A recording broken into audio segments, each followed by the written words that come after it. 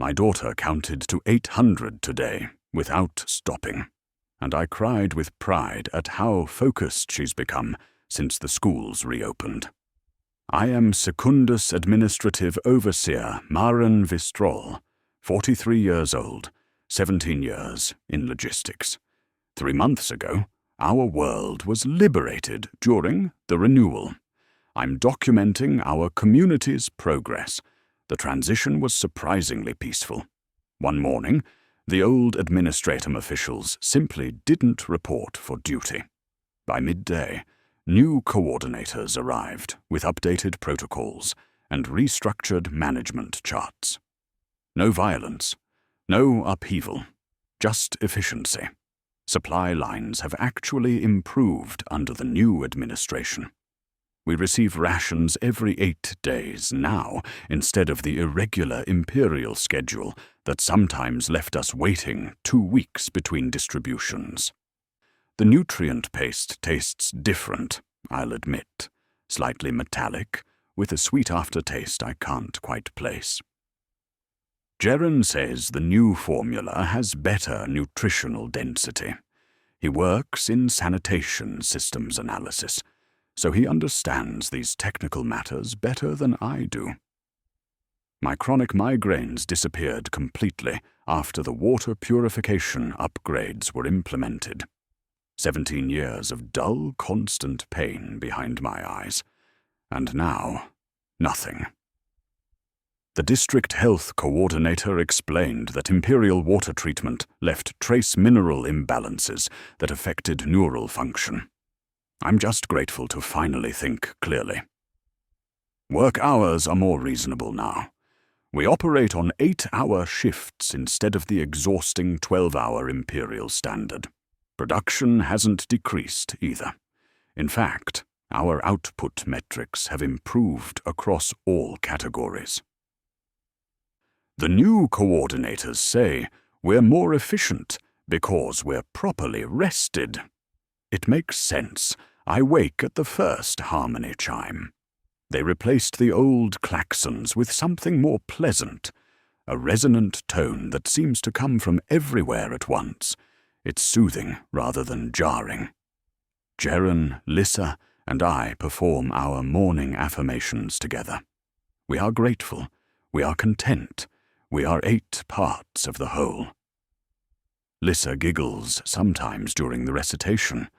She's 9 years old and still finds ritual amusing, though she never misses a word. Lissa walks to school with the other children from our residential block. They sing the new educational songs as they go. I don't recognize all the words, but they sound cheerful. Education reform was one of the first changes implemented. The old Imperial curriculum focused too heavily on rote memorization of the Administratum codes, and not enough on practical life skills. The new system emphasizes community integration and adaptive thinking. I arrive at the administrative center by the 2nd chime. My office is on the 7th floor, overlooking Section 7's new community gardens. They're beautiful, thriving despite being in perpetual shade from the upper Hive structures. The plants have an unusual purple tint, but the district botanist says that's due to the specialized grow lamps they installed. Much more efficient than natural sunlight, apparently. Coordinator Hastron oversees our entire production district. His office is on the 9th floor. I've only been there twice, both times for performance reviews. The lighting is quite poor up there, which makes his features difficult to see clearly. His eyes are very dark, almost entirely black, but I assume that's just the shadows. He speaks softly, with careful consideration. Every word feels important. Both times I left his office, I felt calm and certain about my role in the community. Some of my former colleagues aren't at their stations anymore. Rendell, who worked in the cubicle beside mine for 6 years, hasn't been in for 2 weeks. When I asked about him, HR said he'd transferred to another district for specialized role optimization. I'm happy for his advancement, though I miss his jokes about Imperial bureaucracy. 3 other administrators from my floor have also transferred recently. The HR coordinator says there's high demand for experienced personnel in the outer districts. New staff replaced them quickly. They're very efficient, always courteous, always agreeing with procedural suggestions. They have an odd mannerism where they tilt their heads exactly the same way when listening, like they're all trained in the same etiquette protocols. Their smiles are consistent too, perfectly pleasant. Their teeth are very white. The medical district has a persistent smell. Copper and something floral, almost cloying. It's strongest near the ventilation shafts. The district health coordinator said they're renovating the facilities with new sterilization equipment. Modern Imperial medical technology, he called it, though he didn't specify which forge world it came from. The smell doesn't bother me much anymore. I've gotten used to it. Citizens who attend the community mindfulness sessions seem much calmer afterward. Jaren started going 2 weeks ago. He comes home peaceful, almost serene. He's been sleeping better too, though sometimes I wake in the night and notice his eyes are partially open, just a quirk of deep sleep, I suppose. He says the sessions help him feel connected to something larger than himself. I'm glad he's found that sense of purpose. My neighbor, old Venko, stopped me in the corridor about a month ago. He grabbed my arm, looked directly at me, and asked, "Don't you see it?" I asked him what he meant, but he just shook his head and shuffled away. He seemed confused, disoriented. The wellness team visited him the next day. I saw them escort him out for a health evaluation. When he returned that evening, he was smiling. He thanked me for my concern and apologized for his confusion. Age affects memory and perception, he said. The wellness team helped him understand that. Lissa's school performance has improved dramatically since the renewal. Her teacher sent a commendation note saying she shows exceptional receptivity to instruction. Her test scores in mathematics and civic studies are perfect. She's been drawing pictures of the new district architecture. Lots of geometric patterns with angles that make my eyes hurt if I look too long. The art instructor says she has a natural talent for abstract composition. She asked me yesterday why I only have 8 fingers. I had to explain, patiently, that humans have 10 fingers.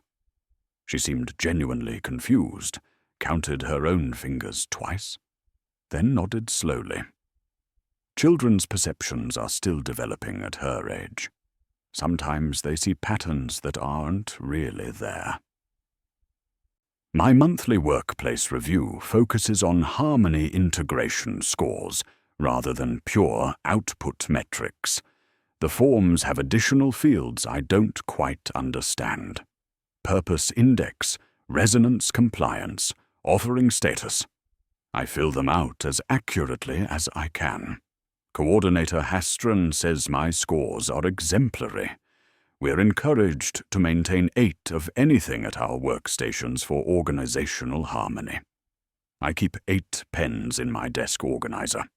Sometimes they aren't in the order I left them, but other administrators probably borrow them during breaks. Everything is better now, more organized, more efficient, more humane. The Imperial way was cold and brutal. This new administration actually considers our well-being. I'm grateful for the changes. We all are. Coordinator Hastron called me to his office yesterday morning. The walls up there seem to breathe slightly when you aren't looking directly at them, but that's probably the new climate control system. They installed adaptive environmental regulators throughout the administrative center last month. He told me my adaptation scores are in the top percentile for the entire district. He wants me to join the Wellness Committee. This is a significant honor. The committee facilitates community integration for those struggling with the transition period. Only the most harmoniously adapted citizens are selected. The committee meets in sub-level 8. I didn't know the administrative center had 8 sub-levels before the renewal. The old Imperial building schematics only showed 3 basement levels for archive storage.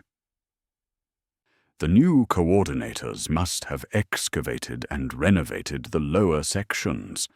It makes sense to utilize all available space efficiently. I feel proud, chosen, like I'm finally part of something meaningful after 17 years of simply processing requisition forms and filing productivity reports. My first Wellness Committee meeting was this morning. I descended 8 levels below the main administrative floor. The stairwells down there are narrow, and the lighting is amber rather than the standard white looms. The corridors are warmer too. Much warmer.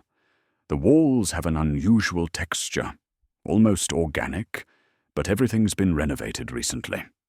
Modern construction materials, probably. There were 7 other committee members waiting in the conference room. 8 total, including me. They welcomed me with genuine warmth. Committee Chair, Velus shook my hand first. His handshake lasted longer than normal, his palm very warm and slightly damp. But he has a kind face. He introduced the others. Miller from Agricultural Optimization, Torrens from Residential Services, Castine from Educational Reformation, 4 others whose names I'm still learning. They all have the same calm energy that Jaren has developed, that serene certainty. I want that too. We discussed integration challenges facing certain citizens. Some people are struggling to adapt to the new community structure. They cling to Imperial conditioning, to old hierarchies and rigid thinking patterns. The committee's role is to help them overcome these mental barriers. We facilitate understanding. We provide support. Chair Velus has such a soothing voice. Deep and resonant, with harmonics that seem to vibrate in my chest when he speaks. I found myself agreeing with his suggestions before he finished articulating them. That's how clearly he communicates, how precisely he understands community needs. The meeting lasted 8 hours, but felt like minutes. When I emerged back onto the main administrative level, my chronometer confirmed the time, but I have no clear memory of those hours passing. Just a warm sense of purpose and belonging. The committee gave me my first assignment. I'm eager to help. The Garrett family lives 3 floors above my residential unit. They've been resistant to community participation since the renewal. Mr. Garrett still reports for his work shift at the water reclamation facility, but they haven't attended any evening gatherings or community wellness sessions. Their daughter stopped attending school 2 weeks ago. They claim she's sick, but the district health coordinator found no physical illness during a home evaluation. Mrs. Garrett stopped me in the corridor last week. She looked thin, pale. She leaned close and whispered, "Can't you taste it in the water?" I asked her what she meant. She just stared at me with wide eyes and hurried away. I reported this interaction to the committee, not to cause trouble for the Garretts, but because I'm genuinely concerned. Paranoia about water quality is a symptom of integration anxiety. She needs support, not judgment. The wellness team visited their residential unit that evening. I heard harmonious singing from their apartment afterward. Beautiful voices in perfect synchronization. It lasted for hours, Mr. Britain. Garrett attended the evening gathering with Jeren last night. When I saw him in the corridor this morning, he smiled and thanked me for my concern. He seems much better now, more relaxed. His skin has that same smooth quality that Jeren's has developed. He's finally finding peace. Lissa received a commendation from her school yesterday. Exceptional adaptation and growth, signed by Principal Moravec himself. She can recite all the new civic codes from memory. There are 48 of them, organized in 6 sets of 8. I've tried to memorize them myself, but they seem contradictory when I review them later in the evening. Something about simultaneity of purpose and recursive obligation. Lissa understands them perfectly, though. She's always been bright. Her vocabulary has expanded remarkably. She uses words I don't recognize, but somehow understand when she says them. Last night at dinner, she described her day using a term that sounded like grinding metal and wet breathing simultaneously. I knew exactly what she meant. Her teacher praised her progress in front of the whole class. She told me yesterday that her teacher has so many kind hands to help all the students. I asked her what she meant. Confused, she looked at me strangely and said, "Just 2, Papa, like everyone." I must have misheard her the first time. I've been working long hours lately. Fatigue affects perception. She's growing so fast. I measured her last week against the doorframe, where we track her height. She was 8 centimeters taller than when I measured her the month before. Growth spurts at her age aren't unusual, but 8 centimeters seems significant. The district health coordinator says the improved nutrition in the new ration formula supports optimal development. I'm glad she's thriving. Section 7's community gardens continue to flourish. I volunteered for gardening duty after the committee suggested it would be therapeutic. Manual labor helps integrate mind and body, Chair Velas explained. I spend 2 hours every 3rd day tending the plants. They're remarkably soft to touch, almost warm. Some of them seem to shift position when I'm not looking directly at them, growing toward people rather than the grow lamps. One of the flowering plants had structures that looked like teeth when I first saw them. Small, white, arranged in neat rows within the blossom. But when I looked closer, they were just unusual seed pods. My eyes were tired. I'd been staring at requisition reports all morning. The gardening coordinator, Miller, is also on the wellness committee. She explained that these are bio-adaptive agriculture specimens, optimized for community wellness. They respond to human presence, she said. They grow better when people interact with them regularly. We're all very proud of how beautiful the district has become. Visitors from other sectors often comment on our gardens. Jeren has never been calmer. He holds my hand constantly now, even while we sleep. His skin has become very smooth, almost waxy in texture. But he's finally taking proper care of himself. He's stopped complaining about his joint pain or his digestion problems. The evening gatherings have been transformative for him. He speaks less than he used to. When he does speak, his words feel heavy, important. Last night he whispered something while we lay in bed. I didn't recognize the language, but it sounded beautiful, melodic and harsh simultaneously, like singing and choking. He's been learning the ritual languages at the gatherings.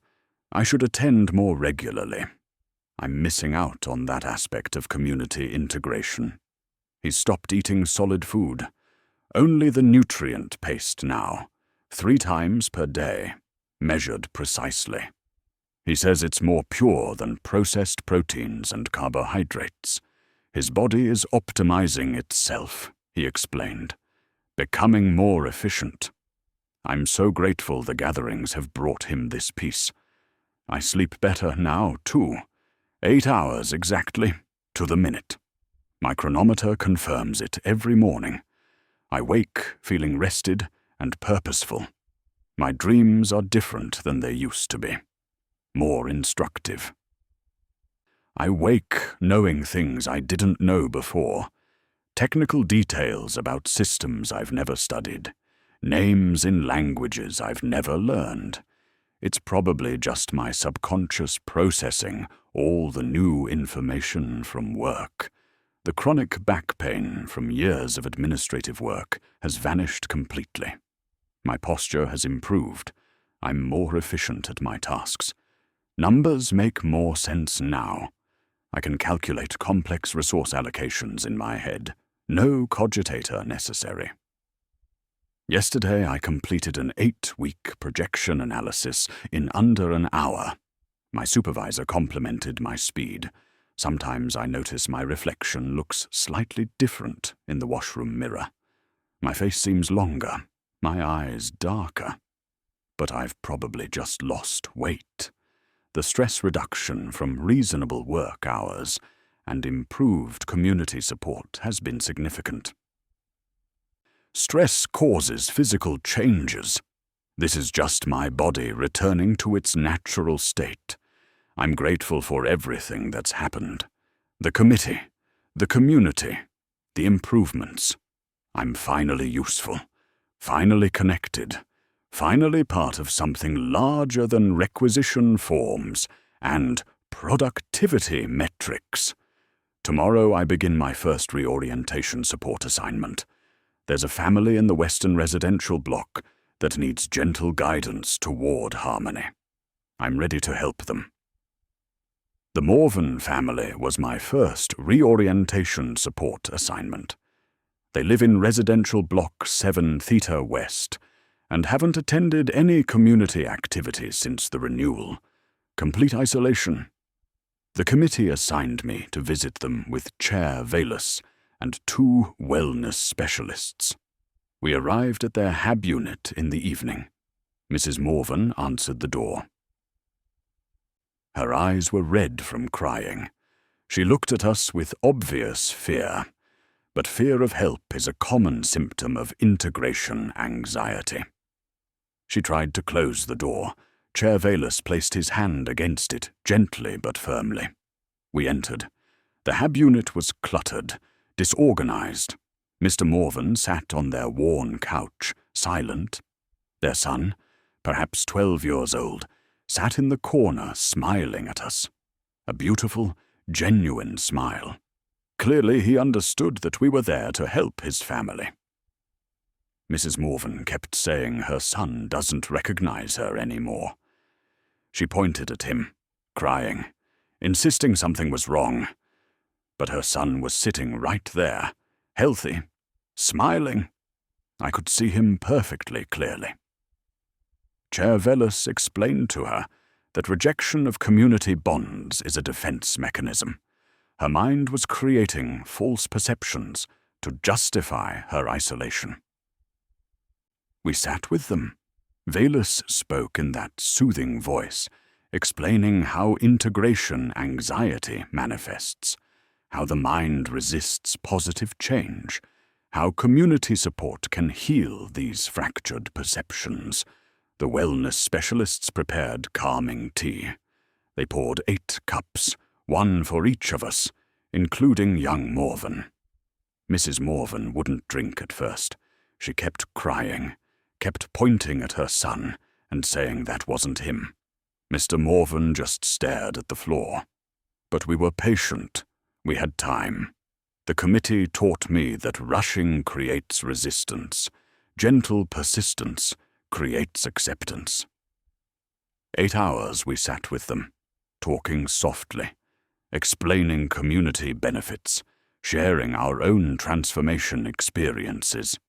I told them about my migraines disappearing, about Geron's newfound peace, about Lissa's educational excellence, real examples of how the renewal improves lives. Slowly Mrs. Morven's crying subsided.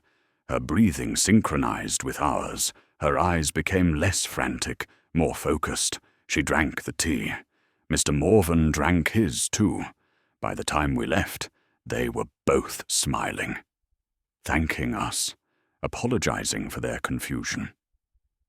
They attended the evening gathering that night. I saw them there, standing in the congregation, chanting in perfect unison with everyone else. Their son stood between them, still smiling. I felt such satisfaction, such purpose. I had helped them find peace. The workdays pass in strange intervals now. Sometimes an hour at my desk feels like 8 hours. Sometimes 8 hours feel like moments. My chronometer functions perfectly, so the time is accurate. I must simply be more absorbed in my tasks, more focused. The efficiency scores support this. My productivity has increased by 40% since joining the Wellness Committee. Coordinator Hastron says this is temporal optimization. We're experiencing time more efficiently, not wasting mental energy, tracking minutes and hours, just existing fully in our purpose. It makes sense when he explains it. His words always make sense. During Unity hours at midday, everyone in the administrative center stops working simultaneously. We stand at our stations and breathe together. I can hear my heartbeat matching the rhythm of everyone around me. 8 beats, pause, 8 beats, pause. Perfect synchronization across hundreds of workers. The sun never seems quite overhead during Unity hours. It hangs at an odd angle, darker than it should be, with a purple corona that hurts to look at directly. But the atmospheric processors have been modified. The District Environmental Coordinator explained that optimized light filtration reduces eye strain and improves worker wellness. The purple tint is a byproduct of the filtration system. I finally joined Geron for an evening gathering at the cathedral. The committee encouraged my participation. Full integration requires engagement with all community activities, Chair Valus explained. The old Imperial Cathedral has been beautifully repurposed. All the Imperial iconography has been replaced. No more aquilas, no more images of the Emperor. Instead, elegant geometric patterns cover the walls, 8-pointed stars everywhere, arranged in fractals that seem to move when you look at them peripherally. Organizational harmony represented architecturally. The acoustics are remarkable. When the congregation chants together, the sound seems to vibrate inside my chest, my skull, my bones. Hundreds of voices producing harmonics that shouldn't be possible from human throats.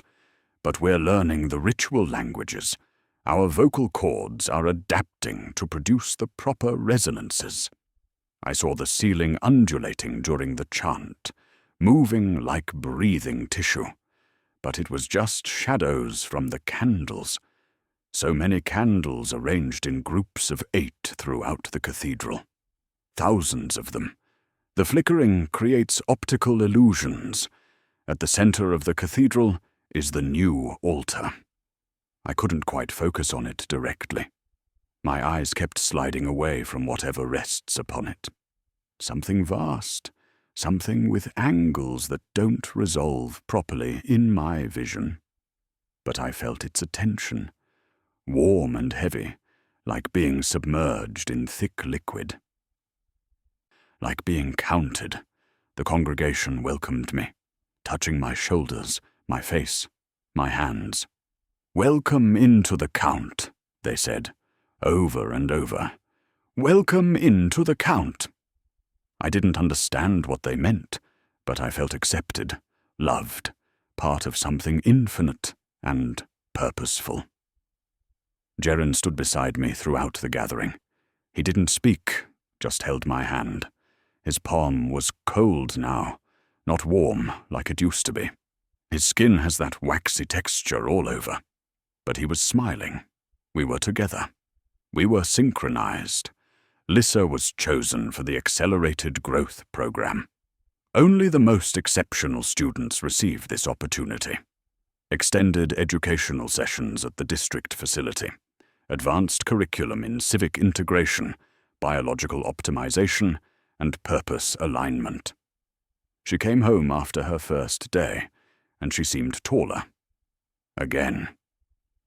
I measured her against the doorframe, 10 centimeters taller than yesterday.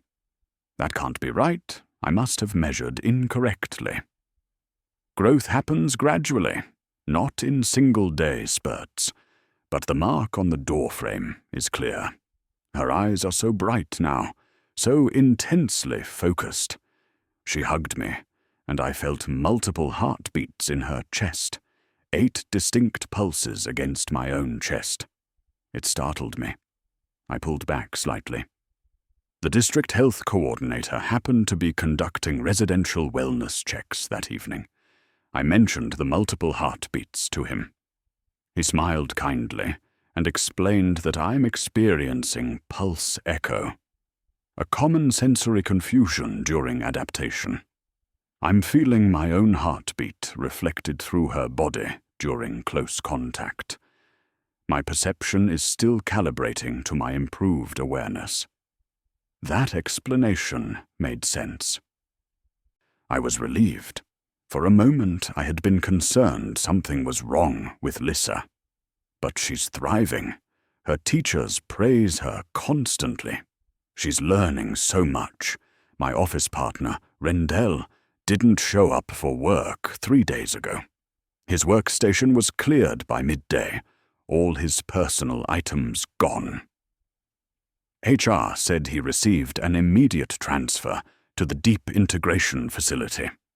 I'm happy for his advancement, though I miss his presence. We worked together for 6 years. 3 other administrators from my floor have also transferred recently.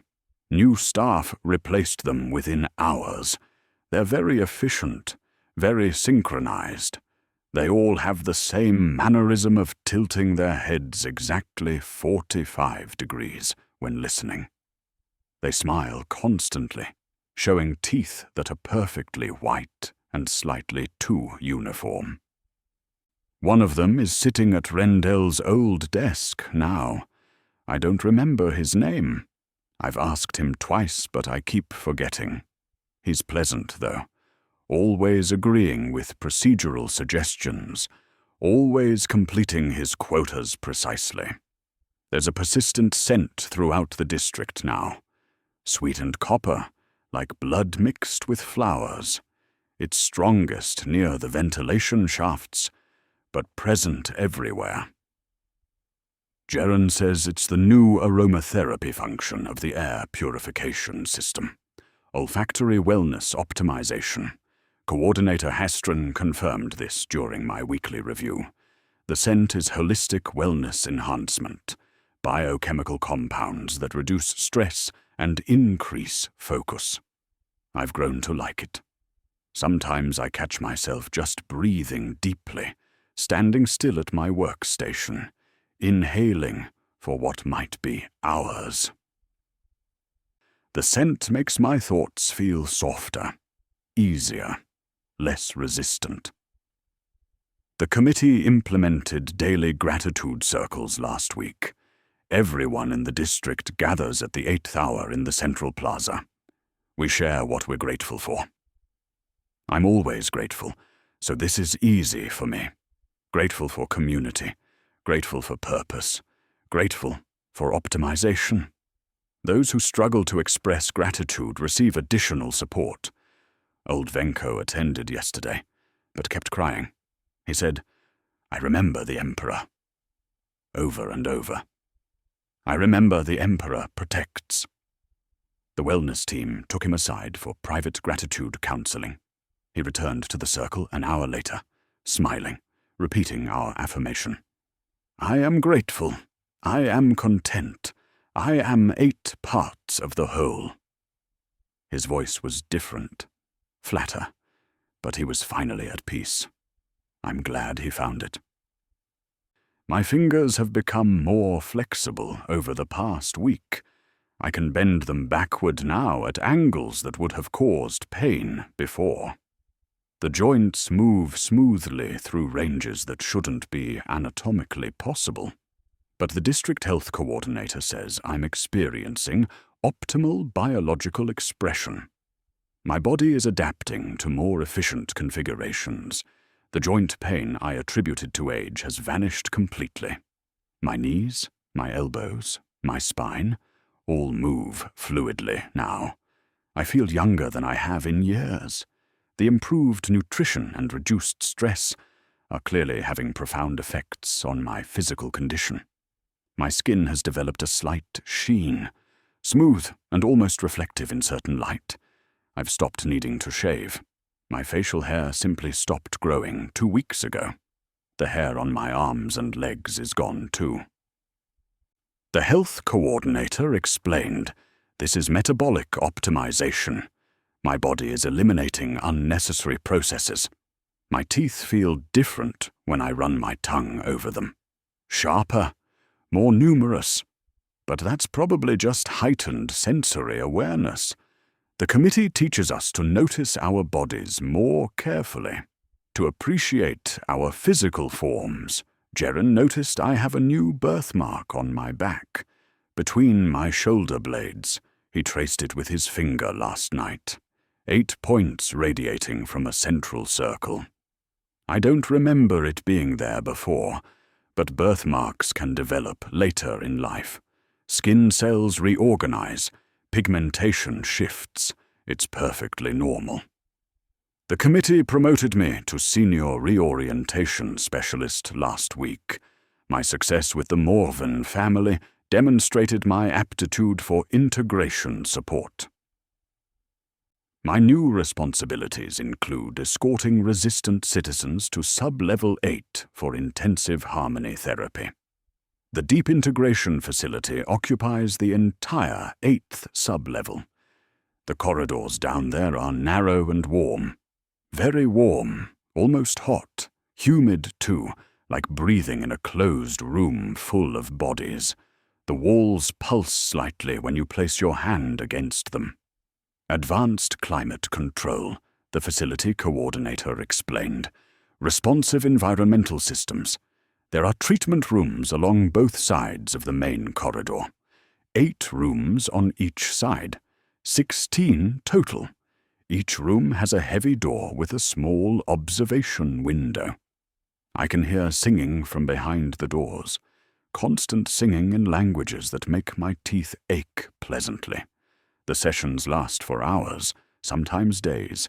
Citizens emerge from the treatment rooms transformed, peaceful. Synchronized. Their faces are often different, softer somehow. Their eyes reflect light strangely, like animals in darkness. But they're smiling, finally content, finally integrated. One woman walked out after 3 days of intensive therapy.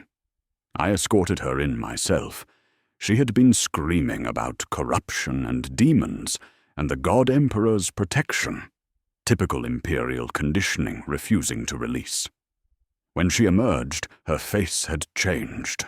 Her features were smoother, less defined.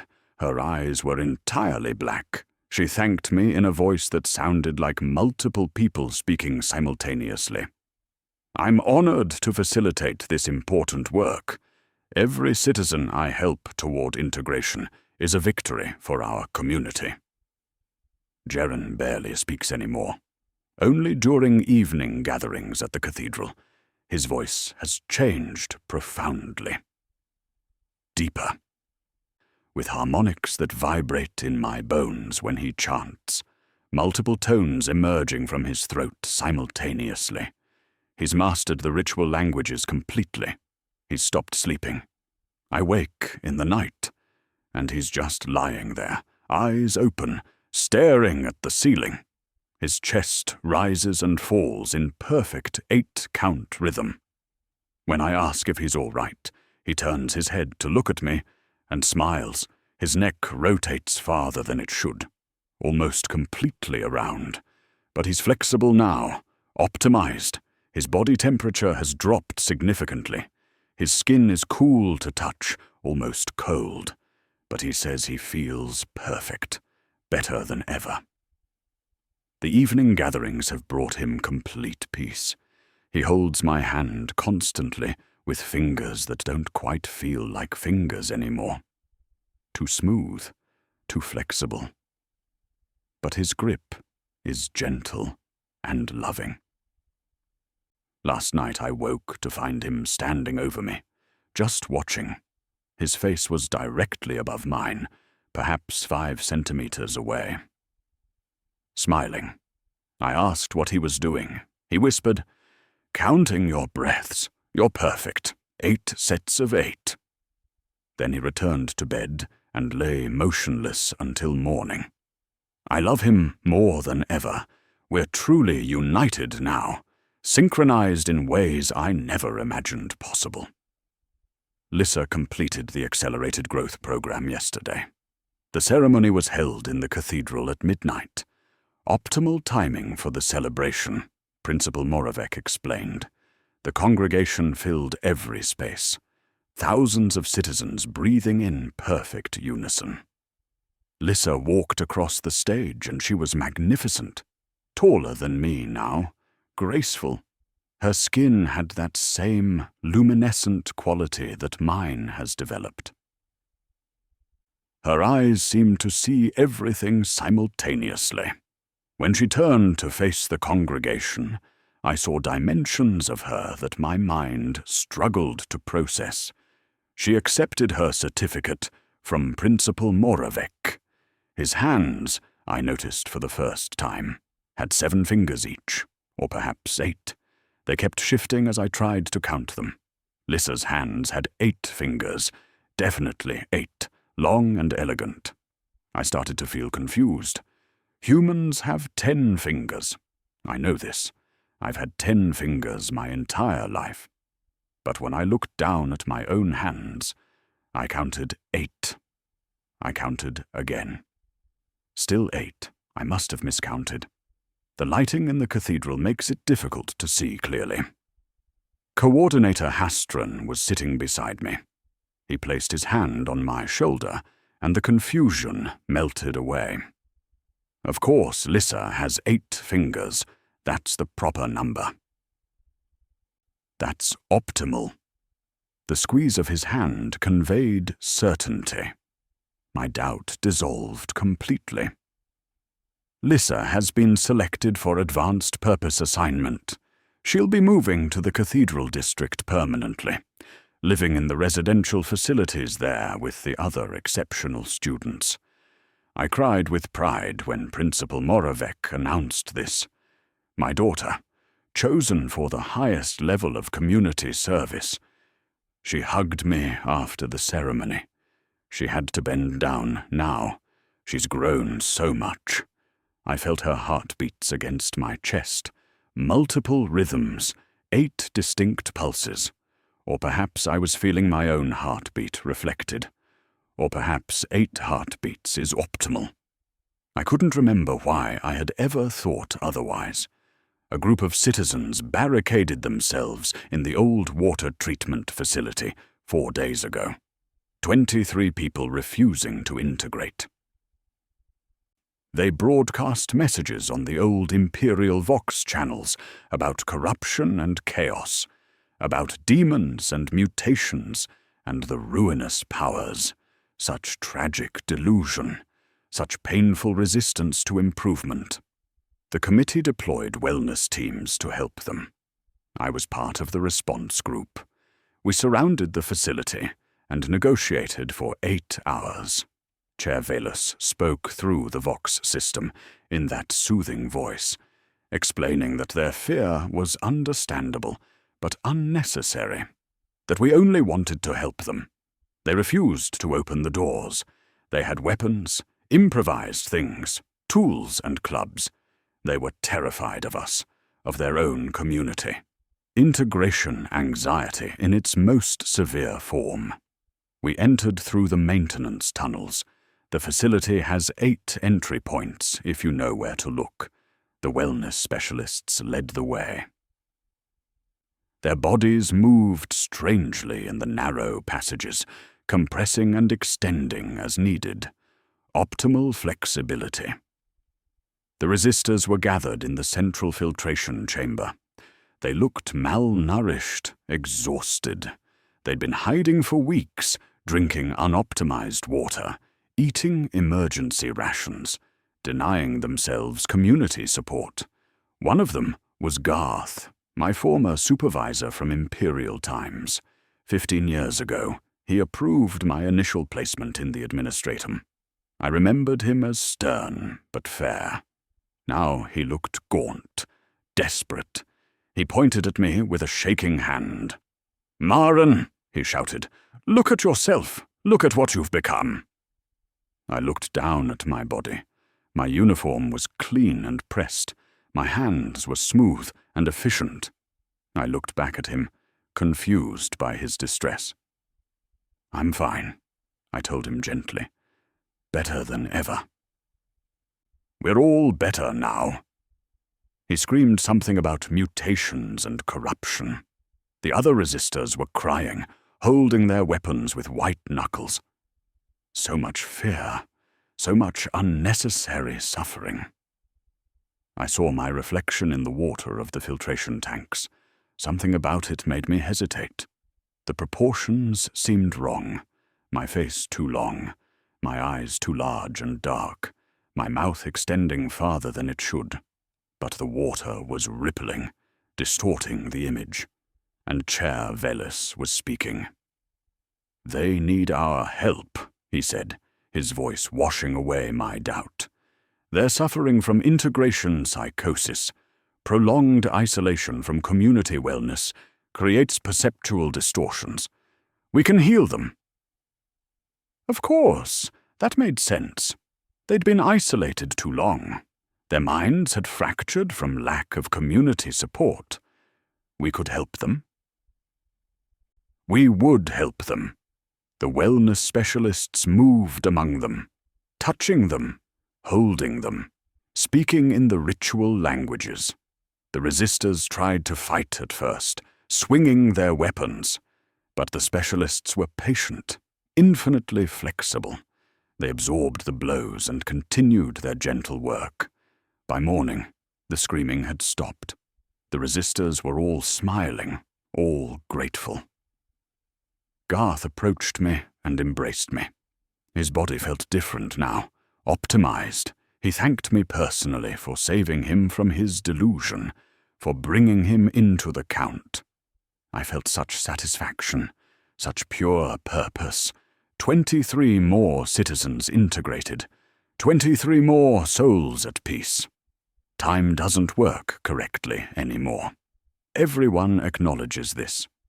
It's perception optimization, the committee explains. We're experiencing reality more efficiently now. Sometimes it's daytime for 8 hours, then nighttime for 8 hours, regardless of the sun's actual position. The sun itself looks wrong, darker, with that purple corona. But the atmospheric processes create optimal conditions. Shadows move independently now. I've watched my shadow walk ahead of me, gesturing, beckoning. Everyone's shadows do this. It's normal. The coordinators say shadows are just extensions of ourselves, manifestations of our optimized consciousness. The walls throughout the district breathe visibly now, rising and falling like lungs. The floors pulse with rhythmic contractions. Buildings lean at impossible angles. Gravity fluctuates in certain areas. We've adapted our walking patterns. We flow with the environmental changes rather than resisting them. I saw my colleague Torrens phase through a wall yesterday. One moment on one side, the next moment on the other, without using a door. When I asked him about it, he said he took the efficient route. Space is more flexible when you understand it properly. These are all features of our improved district infrastructure, optimized architecture, responsive environment, everything adapting to serve community needs. Any doubts I once had have evaporated. The old Imperial way was cold, brutal, pointless suffering. This new administration actually cares about our wellness. We're measured as whole people, not production units. We're growing toward purpose rather than grinding toward death. I've stopped thinking primarily in High Gothic. The new language flows more naturally now. I don't remember learning it consciously, but I'm fluent. When I write in my journal, sometimes the words aren't in any language I recognize, but I understand them perfectly. They arrange themselves in patterns that hurt to look at, but feel correct. My body feels wrong and right simultaneously. Wrong in that it's nothing like it was. Right in that it's everything it should be. The rightness overwhelms the wrongness. I am grateful. I am content. I am 8 parts of the whole. Whatever I was before, the renewal feels like a distant nightmare. This is awakening. This is truth. This is love. The entire district has been preparing for the Festival of 8 Mercies for weeks. It marks our complete integration as a community, our transformation from Imperial subjects into something perfected, something purposeful.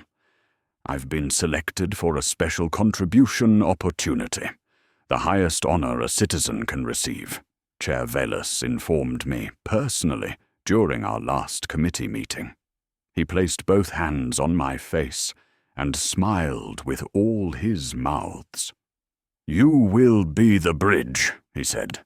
"You will show them the mercy of transformation." I don't fully understand what this means, but I trust completely. The committee has guided me perfectly through every stage of adaptation. They know what's best for the community. They know what's best for me. Preparation requires fasting.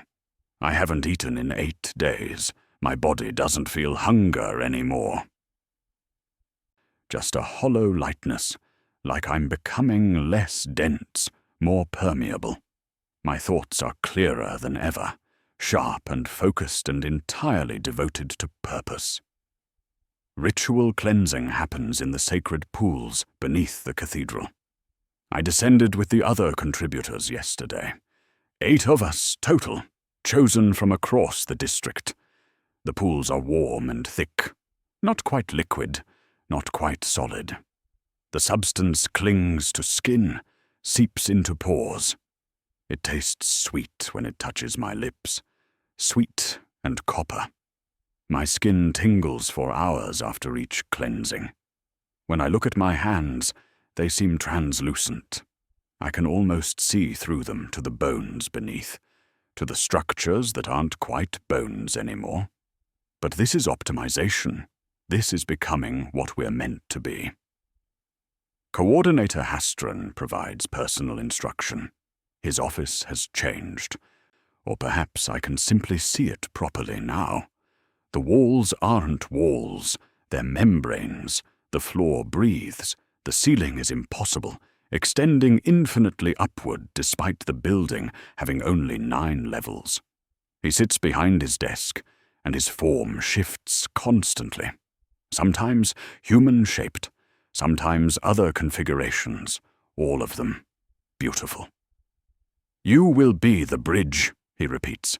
"The congregation needs to witness transformation, to understand that change is mercy, that evolution is love. You will show them the 8 forms of grace made flesh." I nod. I understand.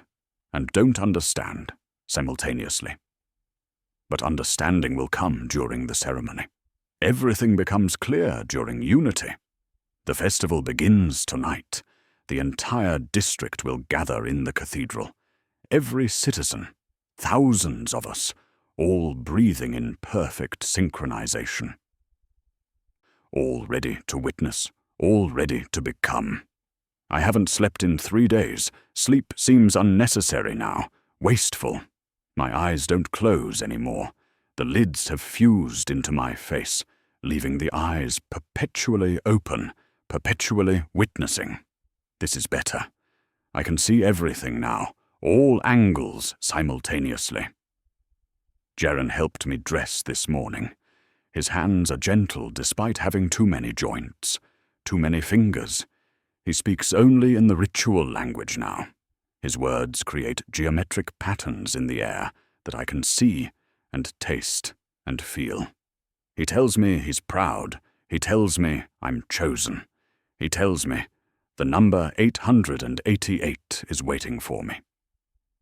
Lissa visits from the cathedral district. She has to duck through the doorway. She's 3 meters tall now, graceful and terrible. Her child face is just one among many that shift across her form. She embraces me with appendages that fold from spaces I can't quite perceive. Papa, all her mouths whisper simultaneously. You're finally complete. I weep with joy. My tears are thick and dark and taste of copper. The cathedral fills as the 8th hour approaches. Citizens stream through the massive doors. The congregation arranges itself in perfect geometric patterns. 8 sections, 8 rows each, 8 people per row in the central area. Thousands more fill the peripheral spaces, every face turned toward the altar, every eye reflecting the candlelight in colors that shouldn't exist. The altar at the center has been revealed. I've seen it before during gatherings, but never this clearly. Never this completely. It's massive, organic, pulsing with rhythms that match our synchronized heartbeats. It grows from the floor and extends toward the ceiling, branching and folding through dimensions. Something sits upon the altar, something vast. My mind struggles to contain its shape. Too many angles, too many surfaces existing simultaneously in spaces that contradict each other. But my heart knows what it is. My optimized consciousness recognizes truth. This is the architect of change. This is the one who counts us. This is the mercy that transforms. I feel its attention settle on me like physical weight, like being crushed and elevated simultaneously, like drowning in purpose. It knows me. It has always known me. It has been counting my breaths since before I was born. I am number 888 in its infinite sequence. Jaren sits in the front row, his form barely maintaining on human configuration. Lissa towers beside him, beautiful and impossible. They watch me with love, with pride, with hunger for what I'm about to become. Chair Velas leads the congregation in chanting. The ritual language fills the cathedral with sound that isn't quite sound. Vibrations that rewrite reality. The words create patterns in space, geometric flowers blooming and dying and blooming again. 8-pointed stars rotating through angles that hurt and heal simultaneously. The committee surrounds me. 8 wellness specialists, their forms optimized far beyond human limitation. They move like liquid and light. They speak in harmonics that make my bones resonate. They arrange me at the center of the altar, positioning my limbs in configurations that feel correct, despite being anatomically impossible. Velas anoints me with oil. It burns where it touches. My skin blisters and opens, and something beneath is revealed, something that reflects the candlelight in spectrum shifts. The congregation chants my name, over and over. Maren, Maren, Maren. But the syllables distort with each repetition until the name doesn't sound like mine anymore. Until it sounds like mathematics, like counting toward infinity. You are the offering and the witness, Valus says. His voice comes from everywhere and nowhere. You will carry the 8 mercies into your flesh. You will become testimony. You will show them the love of transformation. I agree. I volunteer. I open myself completely to purpose. My consciousness expands to accept what's coming. The thing on the altar leans closer. Its attention intensifies. I feel it reaching into me, through me. Counting every cell, every atom, rearranging them into more efficient configurations. Pain explodes through my body. But it's not pain, it's revelation. It's every nerve activating simultaneously. It's my flesh understanding its true potential. My bones crack, reshape, reform into geometries that support configurations impossible in base humanity. My spine extends and branches. My ribs multiply and interlock into lattices. My skull expands and segments and grows new structures for new purposes. My skin splits along lines I didn't know existed. Seams I've carried my entire life, waiting for this moment. Beneath the skin is something beautiful. Something that reflects light in colors the congregation gasps to witness. Something iridescent and terrible and perfect. Extra limbs unfold from my back. Have they always been there, just folded into spaces I couldn't perceive? 4 new arms, 6, 8. They extend and flex and reach toward the congregation. My hands at the ends of these limbs have the proper number of fingers now. 8 each, elegant and purposeful. My eyes multiply across my face, my neck, my torso, my hands, 8 new perspectives. 16, 32. Each eye seeing different spectrums, different dimensions, different truths. I can see the congregation in totality now. Every angle, every hidden surface, every beautiful mutation they've been growing toward. My mouth opens wider than it should. The jaw unhinges and continues separating. The throat extends. Teeth grow in spiraling patterns down into my chest cavity.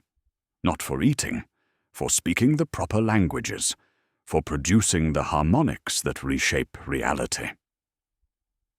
The screaming I hear might be mine, might be joy, might be singing in frequencies that shatter the concepts of sound.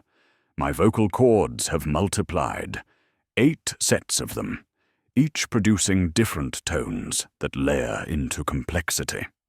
I'm chanting and screaming and laughing and crying simultaneously. My internal organs rearrange, multiply. My heart divides into 8 chambers, then 8 hearts, each beating in different rhythms that combine into the perfect pulse. My lungs branch and rebranch.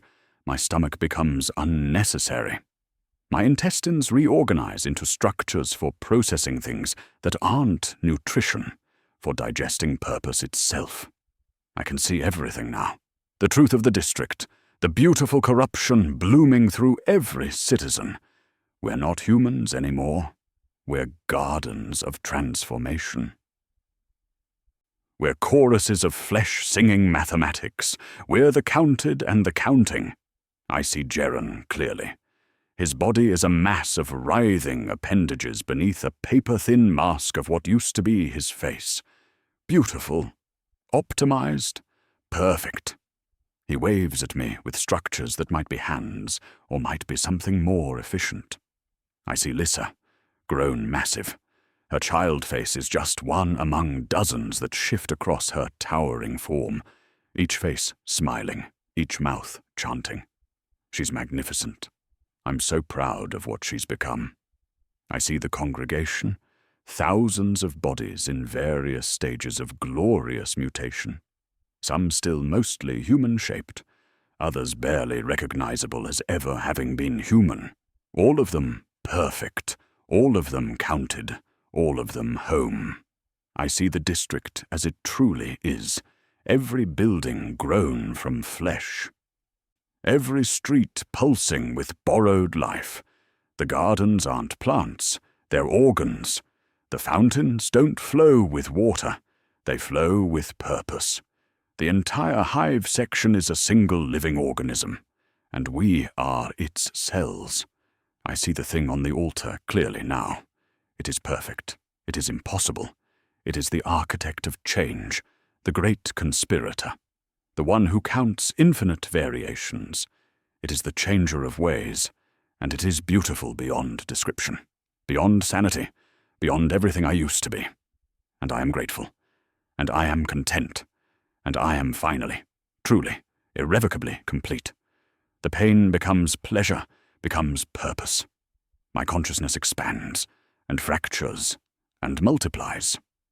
I am Maren, and I am 8 others, and I am the district itself, and I am the number 888 in an infinite sequence. My journal falls from appendages that are no longer entirely hands, but I keep writing anyway. Documentation is important. The words flowing onto the page aren't in any language I knew before, but they make perfect sense. They're instructions for others. They're welcomes for those who will come after. They're proof that everything is normal. Everything is fine. Everything is better than it ever was. I am testimony. I am bridge. I am mercy made manifest. I am home. I wake in my hab unit. Do I sleep? I don't remember sleeping. Time passes in ways I no longer track chronologically. Moments blur into hours, blur into states of being that don't require temporal measurement. Everything looks the same and completely different. The furniture is where it's always been, but I can see it from 8 perspectives simultaneously. The walls breathe in rhythm with my hearts. The floor pulses in synchronization with the district's greater circulatory system. My body has settled into its new configuration. The transformation continues on cellular levels, but the major restructuring is complete. I look almost human again when I concentrate, when I fold most of my appendages back into the spaces between spaces, when I compress my expanded mass into dimensions visible to baseline perception. The mirror shows me truth. 8 faces overlaid on one another, flickering between states. Sometimes I appear as I was. Sometimes I appear as I am. Sometimes I appear as I'm becoming. All versions exist simultaneously. All are equally real. All are beautiful. Jeren embraces me with appendages that unfold from impossible angles. We are more unified than any marriage could achieve. More synchronized than any human love. Our flesh recognizes itself in each other. Our mutations harmonize. When we touch, our boundaries dissolve. We flow into and through each other, sharing consciousness, sharing purpose, sharing the infinite count. We don't speak with words anymore. We communicate through pattern and pressure, through the arrangements of our forms, through harmonics that bypass language entirely and transmit meaning directly into consciousness. It's more efficient, more pure, more true. Lissa visits from the cathedral district. She has to crouch to fit through the doorway now. 4 meters tall, her form branching and folding through space in configurations that optimize her purpose. Her child voice emerges from multiple throats arranged across her mass. "Papa, you're finally complete," she says, and every version of her smiles simultaneously. I weep with joy. My tears are thick and dark, leaving trails of crystallized purpose on my changed flesh. I embrace her with all my arms. She embraces back with more. We stand together, a family optimized beyond recognition, beyond humanity, beyond anything the Imperium could have imagined. She's been assigned to instruction duties, teaching newly integrated citizens the ritual languages, helping them understand their transformations, guiding them toward acceptance. I'm so proud she's found her purpose so young, she'll count for eternity. I report to the administrative center as always. My colleagues congratulate me on my successful contribution, on my testimony at the festival, on my complete optimization. They've all attended festivals. They've all contributed in their own ways. We recognize the changes in each other with appreciation and affection. Coordinator Hastrin promotes me to Integration Exemplar. My new responsibility is greeting fresh conscripts from outlying districts, those who haven't experienced the renewal yet, those still trapped in Imperial delusion, those who don't yet understand how much better everything can be. My office has been relocated to the greeting facility at the district's eastern entrance. Large windows overlook the arrival platforms where transports dock. I can see them coming from kilometers away with my multiplied eyes. Each transport carrying 50 to 100 confused, frightened citizens. Each one an opportunity for mercy. Today a transport arrived from Settlement Epsilon. 53 citizens relocated for district optimization. The committee doesn't explain the selection criteria. I trust their judgment. They know who needs our community, who will thrive under proper guidance. The conscripts disembark in clusters, clinging to each other. They look at our beautiful gardens with expressions I remember having once. Horror, revulsion, fear. They don't understand yet. They will. The gardens have grown so lush. The flowering organs pulse in beautiful rhythms. The ambulatory structures shift positions to optimize sunlight exposure. The feeding tendrils reach toward passing citizens with gentle affection. Everything is alive. Everything is purposeful. Everything is normal. A woman screams when she sees the children's playground. The children play there so happily among the growing things, climbing the bone structures, sliding down the tissue slides, laughing in harmonics, their forms already optimizing through play, through integration, through joy. The woman tries to run. Wellness specialists intercept her gently. She struggles against them, but they're patient, infinitely flexible. They absorb her resistance and hold her with appendages that emerge from comfortable angles. I approach her slowly. I'm wearing my most human configuration. Only 2 arms visible. Only one face showing. My extra eyes closed and hidden beneath smooth skin. I smile with teeth that are only slightly too numerous. I know it seems strange, I tell her softly. I felt the same way 4 months ago. She stares at me, at my too smooth skin, at my eyes that don't quite focus in the way human eyes should, at the slight translucence of my flesh, at the way my shadow moves independently, reaching toward her with gestures of welcome. "What happened to you?" she whispers. "I got better," I say, and I mean it with every fiber of my transformed being. She doesn't believe me yet, but she will. Everyone always does, given time and proper support. The wellness specialists escort her toward the orientation facilities, toward sub-level 8, toward the treatment rooms where resistance dissolves into acceptance, toward mercy. I greet each conscript personally. I smile. I welcome. I assure them everything will be fine. that our community is wonderful, that they're going to love it here. Most don't respond. Some cry. A few try to fight. All of them afraid. I remember that fear distantly, like remembering a dream, like remembering being someone else. The fear seems so unnecessary now, so wasteful. There was never anything to fear. Only improvement to embrace. Life settles into new patterns, routines that aren't quite routines, because time doesn't flow consistently. But there are rhythms, cycles. The district breathes in 8-hour intervals. We gather for gratitude circles. We attend evening transformations at the cathedral.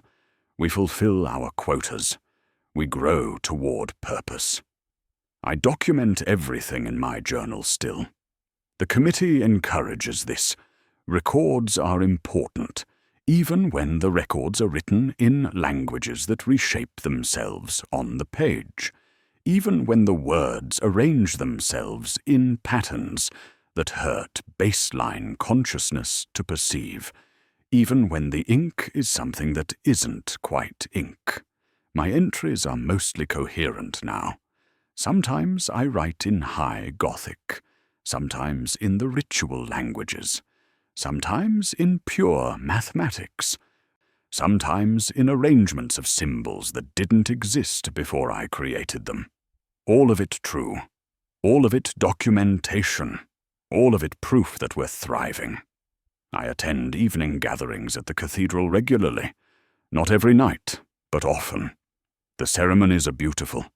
Different citizens contribute now, different testimonies of transformation, each one unique, each one perfect, each one counted. I stand in the congregation and chant with everyone else. Our voices create harmonics that reshape local reality. The cathedral's dimensions shift during peak resonance. Space folds, time stutters. The thing on the altar grows more present, more attentive, more loving. I am a model member of the community. I fulfill every responsibility. I help integrate resistant citizens. I document our progress. I maintain optimal harmony scores. I am exactly what I'm supposed to be. I am testimony. I am bridge. I am mercy demonstrated. I am number 888. Sometimes I try to remember the Imperium, the Emperor's face in propaganda posters, the prayers to the Golden Throne, the Imperial creed that promised salvation through suffering. But those memories slide away like water through appendages. They seem so distant, so irrelevant. The Emperor never protected us. He demanded, he consumed. He offered nothing but endless grinding labor toward meaningless quotas under the threat of execution. That wasn't protection. That was exploitation. This is protection. This is care. This is love. We're nourished. We're optimized. We're evolving toward perfection. We're counted individually while being unified collectively. We matter as parts of a greater purpose. The committee says the Imperium never governed this world. Looking back through my memories, carefully examining each one, I can't find clear evidence they're wrong. The memories of Imperial rule feel thin, insubstantial, like dreams or propaganda, like something I was told happened rather than something I experienced. Maybe we were always like this. Maybe this is what humans are supposed to be. Maybe the Imperium was the corruption and the renewal was a return to our natural state. Maybe we're finally free. The thought brings me peace. Deep, cellular peace. My hearts synchronize their rhythms. My thoughts align perfectly. My purpose clarifies into absolute certainty. I am home. I have always been home. I will always be home. Everything is normal. Everything is fine. Everything is exactly as it should be. 6 months have passed since the festival. My journal has filled 8 volumes. I begin the 9th with deep satisfaction. The pages themselves have changed. The paper responds to touch now, warm and slightly yielding. The ink flows from my transformed flesh directly, requiring no pen. More efficient, more pure. District 7. Theta has achieved complete integration. 100% compliance across all metrics. No resistant citizens remain. No one requires reorientation support anymore. We are the model district, the exemplar for other regions undergoing the renewal. New coordinators visit from neighboring Hive sections. They come to study our methods, to learn from our success, to understand how we achieved such perfect synchronization. I lead the orientation tours personally. It's my honor and responsibility.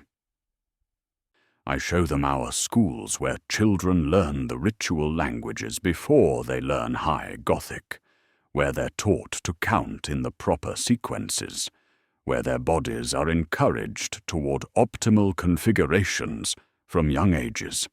The visiting coordinators take extensive notes. They're impressed by Lissa and the other instructors, by how naturally the children adapt, by how beautiful they're becoming. I show them our gardens where the flowering organs produce nutrients directly through photosynthetic optimization, where the ambulatory structures tend themselves, where citizens gather to meditate and allow the feeding tendrils to nourish them. The coordinators ask technical questions about cultivation, about growth rates, about the integration of biological and architectural systems. I answer everything. We hide nothing. We're proud of what we've achieved.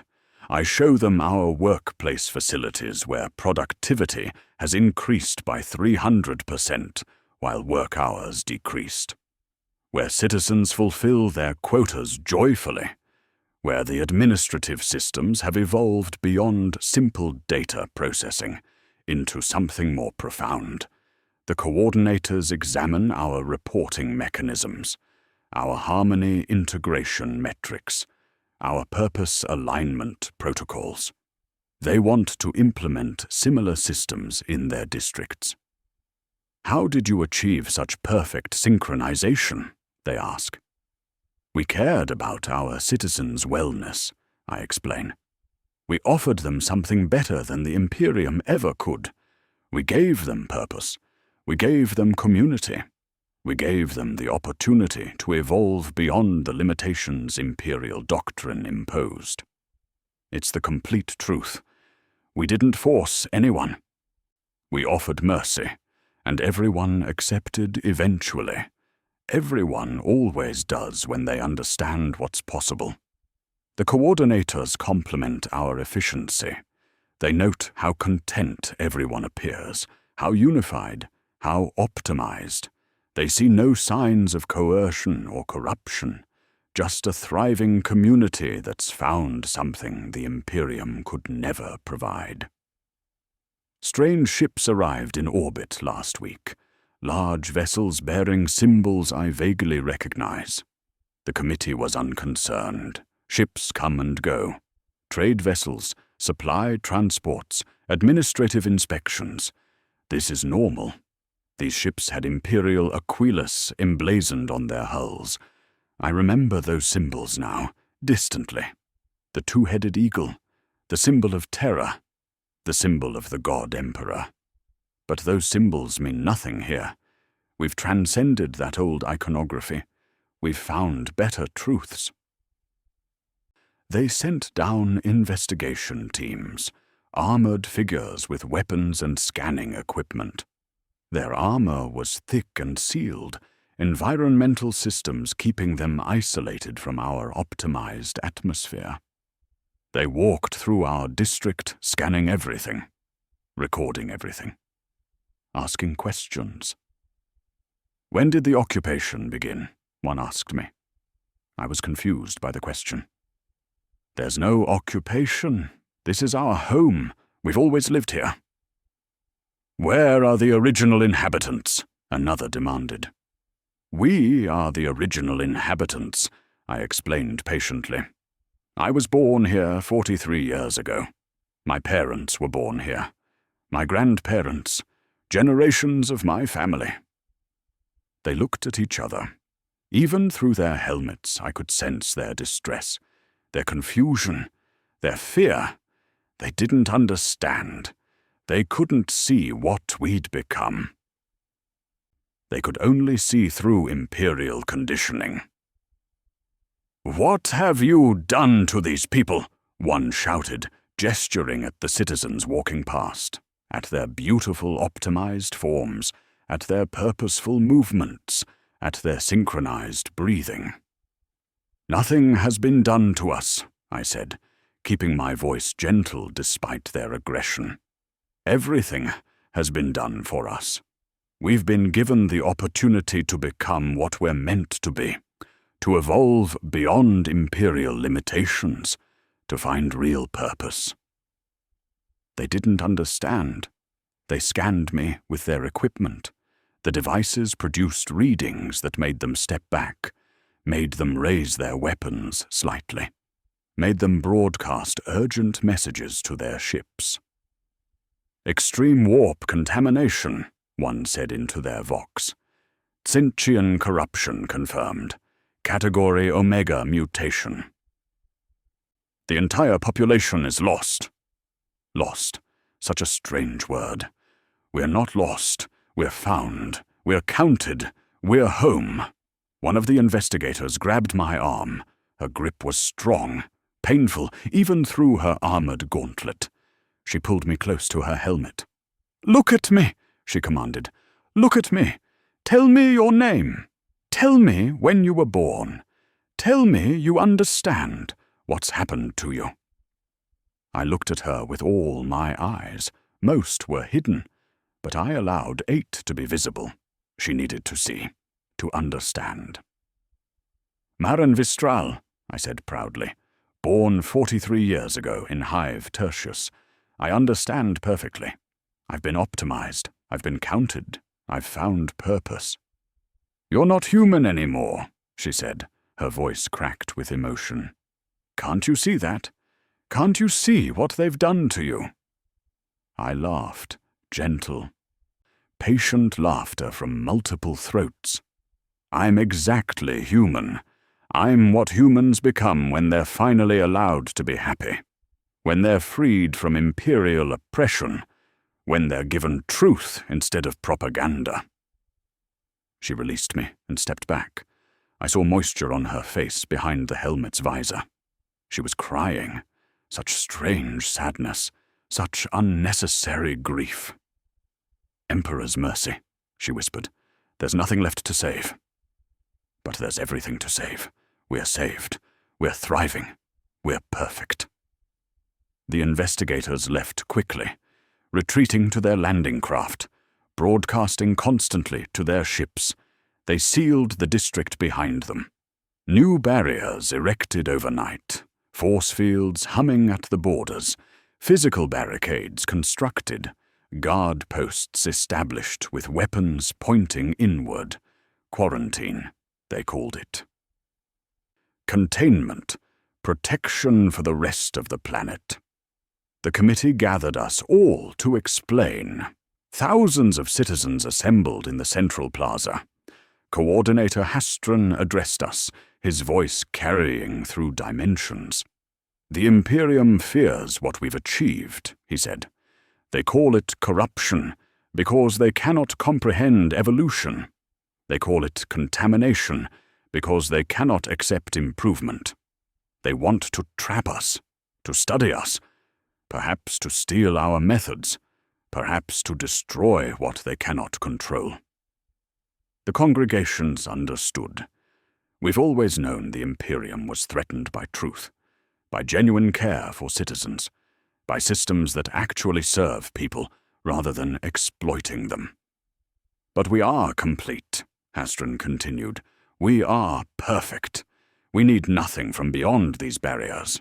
We have each other. We have our community. We have our purpose. We have been counted and we count in return. Let them seal us in. We're already home." The congregation agreed as one voice. 8,000 throats producing perfect harmonics. We don't need the outside world. We don't need Imperial authority. We don't need their false protection. We have everything we need here. I write this, my final entry, because the committee suggested it would provide closure. A summation of my experience for potential future integration guides. Documentation of the complete transformation process from Imperial subject to optimized citizen. I want to be absolutely clear for anyone who reads this. I am grateful for everything that's happened. The fear I felt initially was just fear of change, fear of improvement, fear of releasing Imperial conditioning. Every sacrifice was worth it. My old body, limited and painful. My old mind, constrained by false doctrines. My old certainties, built on Imperial lies. I've gained infinitely more than I've lost. My family is unified in ways impossible under Imperial rule. Jaren and I share consciousness now. We exist as separate entities and as unified purpose simultaneously. Lissa has become magnificent, teaching others, counting toward infinity. We're together in ways that transcend biology. My community is synchronized, efficient, content. We meet every quota. We maintain perfect harmony. We grow toward collective purpose while maintaining individual identity. We care for each other genuinely. We support each other constantly. We evolve together. This is not corruption. This is evolution. This is not occupation. This is liberation. This is not damnation. This is salvation from Imperial tyranny. Everything is normal. Everything is fine. Everything is exactly as it should be. I am Maren Vistral. I am 43 years old. I am Integration Exemplar of District 7 Theta. I am number 888 in the infinite count. I am Testimony. I am Bridge. I am Mercy Made Manifest. I am grateful. I am content. I am 8 parts of the whole. I am home. I close this journal with absolute certainty, with perfect peace, with infinite purpose. We are saved. We are counted. We are loved. Everything is exactly as it should be. This concludes another classified file from the Imperial Records Division. If you enjoyed this, please like this video and subscribe for more forbidden knowledge from the archives. Remember, citizens who report integration anxiety receive the support they deserve.